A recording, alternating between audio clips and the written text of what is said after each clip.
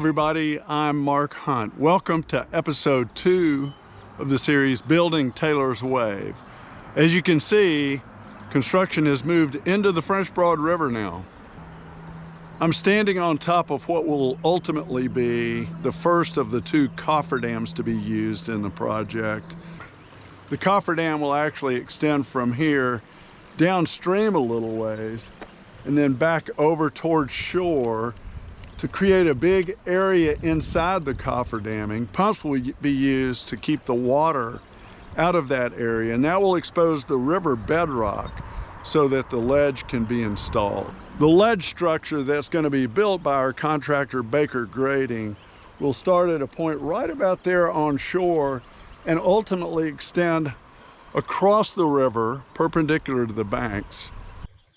The ledge is going to be built in 2 sections. The first section will be inside this cofferdammed area, and once it's complete, all this cofferdaming will be taken up and moved to the opposite side of the river to create a new dried out area so that the second part, the final part of the ledge, can be constructed right over here. Future episodes are going to document those construction steps as they unfold. Today's episode is going to be about design. The aim here is for Taylor's Wave to be a truly world-class surfing wave. In order for that to happen, an exacting, well-executed design is required. So what we've done here is created a model that mimics the exact dimensions of the French Broad River in Woodfin. And so you can see we've done a laser scan of the riverbed itself. You can see these bedrock protrusions which mimic the real bedrock that's in the river. And in fact, if you look closely on the sides here, you can see the outlines of some old bridge pylons which had been in the river, which are currently in the river, had been in the model. We ran the model with the bridge still in place, and then we expect to remove it, and so we've removed it from the model. You can see that in the white area there where we dragged it down. You can start to see how we've superimposed our improvements upon that existing riverbed. So the railroad bed's removed. We've got some bank terracing where the beach area and access is. This will all be natural rock and not concrete as the color implies. And then the drop structure itself is built to span the French Broad River.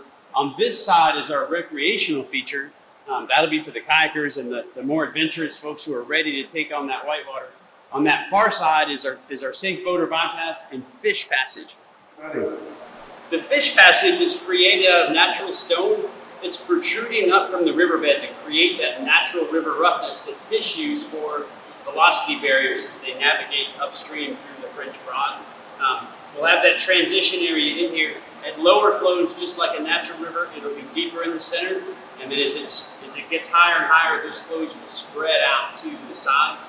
We will have some natural boulder clusters as you go downstream. Those are velocity barriers for fish as well as people, so that'll be our skills development area. The drop structure itself is designed to take the flows of this very wide, broad river, hence the name, and narrow it into one slot so we can efficiently create a hydraulic jump to surf on. This low flow slot is the lowest in elevation across the whole structure. So with those lower flows, sort of 700 to 1,000 CFS, this slot will start to fill up, and then the water will spread outward into the medium flow slot. And then as it gets higher and higher, we expect it to flow over the high flow parts of the structure. The intent is that we create that wave in this central slot so that at these bigger flood levels, we're not creating a river-wide hydraulic that could capture somebody in a way they didn't want to be. You can see that we've excavated into the bedrock to allow room for that hydraulic jump to occur. And then as we started tuning, we found that we get better results with these adjustable blocks that we'll be able to place on top of that low flow chute. And also increasing the efficiency of flow as it comes into the drop structure itself. So that's a great walkthrough with Scott Shipley of the design based on our physical modeling in the lab. And we'll return in a few minutes to look at that model with water flowing through it in the lab. But let's take a minute and zoom out and let me just talk you through some bigger picture elements of design. The first step back in 2016 was finding a suitable site. And to do that, Scott and I hopped in boats to cruise the French Broad through Woodfin. During that paddling outing, we were not coming up with good places for a wave to be placed in the river for a variety of factors. But when we got to this spot right here, the place that we're now under construction, it was a real eureka moment for Scott. As Scott described that day, it met the critical requisites. First, the French Broad has generous flow year-round. Second, there was just enough gradient extending upstream from the site to be able to add a drop structure. Third, it was very near an existing park to support access for people, and it had a rare attribute, the existence of a large man-made landfill immediately on shore. You see, adding mass into the river or floodplain, which is what the ledge structure would ultimately do, would have the effect of increasing upstream flood elevations. The plan could be to remove a big portion of the landfill, which would have the effect of lowering flood levels, and hopefully that would be just enough to offset the rise effect that the ledge structure would cause. Not only that, but landfills just don't belong on the edges of rivers where floods can wash them downstream.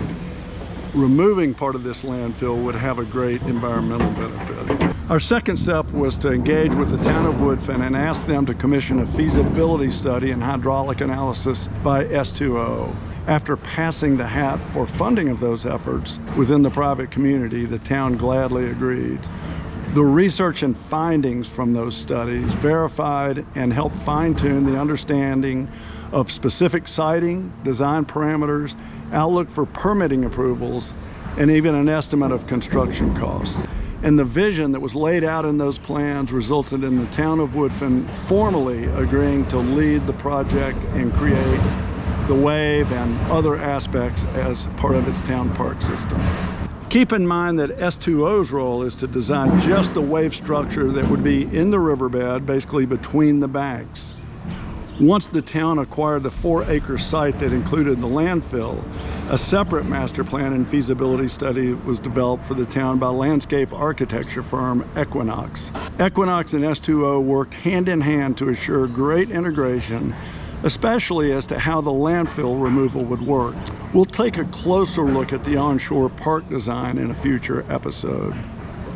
About 2022, sufficient funding was in place so that the town of Woodfin could move forward and commission detailed design both for the in-stream work and the onshore work. For S2O, that started with getting a very precise topographic survey of the site, the shoreline areas, and especially including detailed topo mapping of the bedrock of the river. We were very lucky to have a great firm, Key Mapping and Surveying, here in town to provide the needed data. The folks at Key are whitewater paddlers themselves, and they've gone the extra mile in their role. S2O uses some pretty sophisticated hydraulic engineering software to design with. And once the survey data was layered in, Scott and his team were able to develop a near final model for the ledge feature. These are a couple of outputs from that computer modeling. On this 3D version, you'll recognize all the features that Scott pointed out earlier in the physical model. Designing a great in-stream whitewater park feature is a little bit like designing an F1 racing car or a new airplane. It's one thing to design it in the computer and get it to a condition of pretty good. It's a different thing to take it into a wind tunnel and make sure it performs properly. In our case, it meant subjecting the computer design of the ledge to a scale model in the hydraulics lab. And the best one of those in the world is the Czech Technical University in Prague. This is a step that some whitewater park efforts skip due to the cost.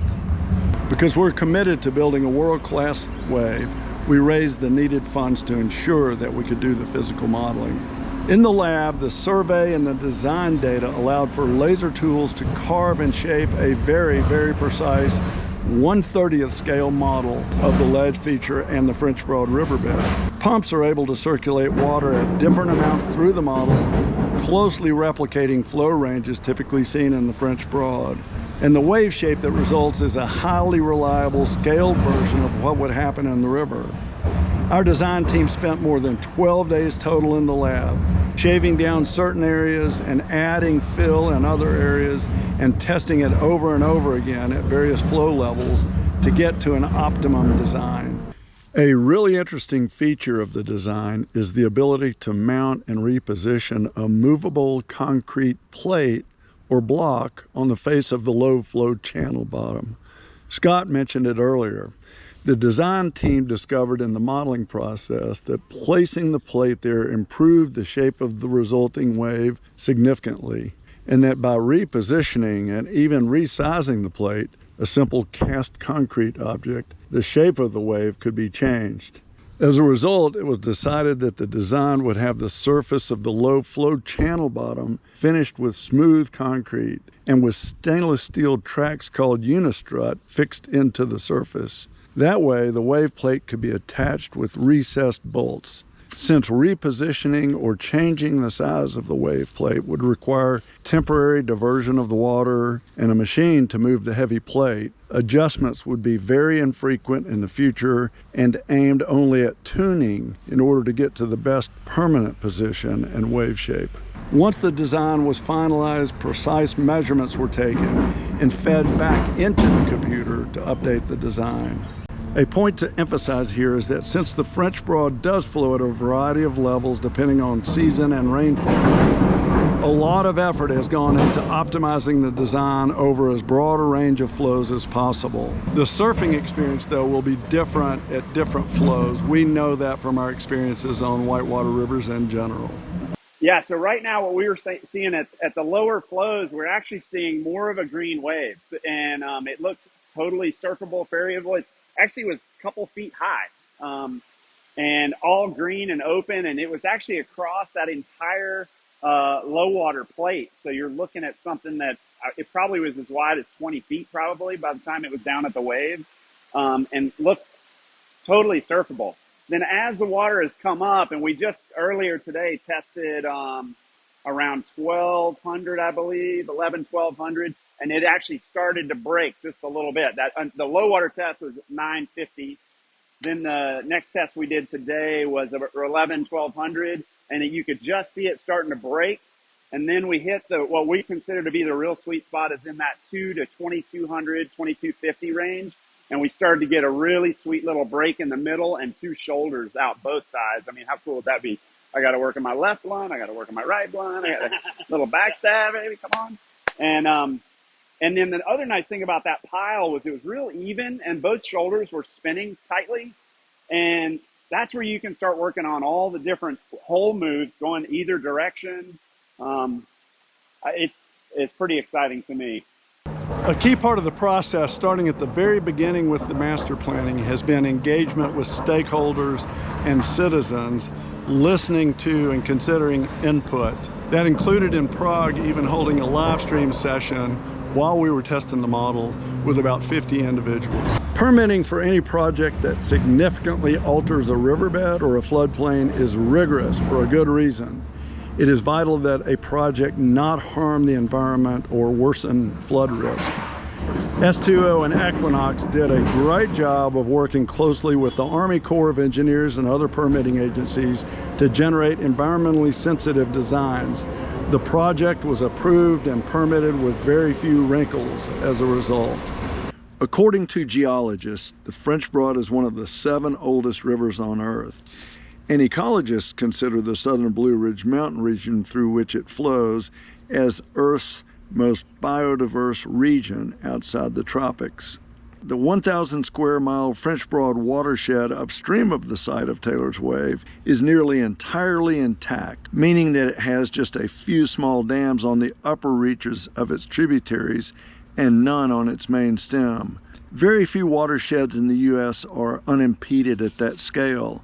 As a result, the connected ecosystems of the French Broad that support aquatic life are vital and precious. There is, however, a major dam on the French Broad, the Craggy Dam, which is located less than a mile downstream of the wave site. It is owned by the Metropolitan Sewerage District, our regional wastewater authority. And in the months leading up to the construction of Taylor's Wave, a formal feasibility study was launched by the nonprofit American Rivers in coordination with MSD to consider removal of that dam. A key aim for dam removal would be to expand the scale of the connected watershed and ecosystem. All these factors led to two important design considerations. First, it was clearly vital that the ledge structure not impede the movement of aquatic life upstream and down. This would be especially crucial if Craggy Dam is indeed removed. Scott Shipley described for us earlier in the video a bit about the design of the fish passage feature of the ledge. For that design, S2O engaged Dr. Ashley Fickey of GEI Consultants, one of the leading authorities on the subject. With her oversight, design for the fish passage consisted of modeling multiple channel geometries to find the best combination of a low-slope, roughened riffle-style bypass. The design uses natural materials, including strategically placed boulders, to limit velocities and provide sufficient depth, allowing for migration of target species native to the French Broad through the project site. The second concern relates to the fact that the reservoir created by Craggy Dam extends upstream to just below the site for the wave. There is some chance that function and shape of the wave could be affected if the dam is removed. S2O studied that and did some modeling of it in the lab. While it would be premature to design or construct solutions that might be needed, S2O has said that adaptation should be modest and readily attainable.